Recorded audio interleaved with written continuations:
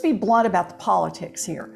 The Republicans know that canceling student loan debt is very popular. The day I got elected to the Senate, I had over $100,000 still in student loans that I was able to pay off because I wrote a book. This is not a handout.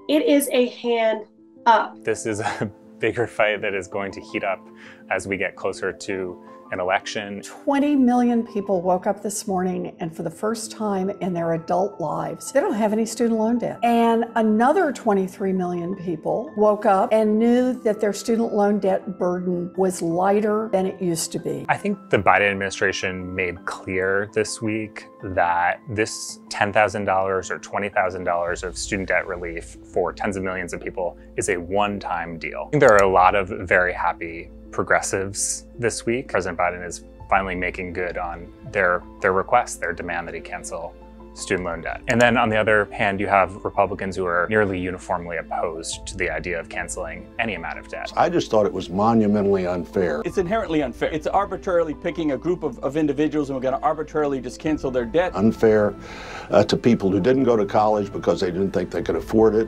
Unfair to people who had paid their loans back. You're helping a very small group of people at the expense of the many. Those individuals that think they're getting the $10,000 or $20,000 off their student loans, it's just getting effectively deferred into taxes down the road. It is not going to affect your taxes. Senator Menendez and I got an amendment into a bill about a year ago that says if you have student loan debt that is being canceled, there's no tax consequences for it. It would require Congress to change the tax code for anyone's taxes to go up or down. The cost associated with this debt relief plan, though, is real. It will likely increase the deficit by hundreds of billions of dollars. That increased deficit, Republicans argue, is something that we all pay for as taxpayers. But the president doesn't have the authority to do this. He's not an emperor. And they're also making a legal argument that the president doesn't have this power. The Biden administration says that it has the power to cancel large amounts of student debt because of a 2003 law that gives the Secretary of Education special powers during periods of national emergency, like the coronavirus pandemic. I take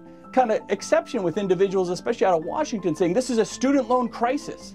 What's the crisis? Everyday people and pundits and commentators alike say that the pandemic laid bare every inequity, every disparity, every racial injustice, and exacerbated it. Well, if you know that, should we default to an unjust status quo, quote unquote, normal? Fundamentally, when we borrow money, we ought to pay it back, and I don't think the government ought to be forgiving these student loans. This does absolutely nothing to address the issue of higher education being unaffordable. A third of this country didn't even have the opportunity to go to college. We have to address the root causes, and I think that this is a bold step in the right direction. Canceling student loan debt is just part one of what we need to do. We're going to be hearing much more about this politically on the campaign trail, but also logistically in terms of how the Biden administration is going to get people to sign up for this relief program and actually deliver on it.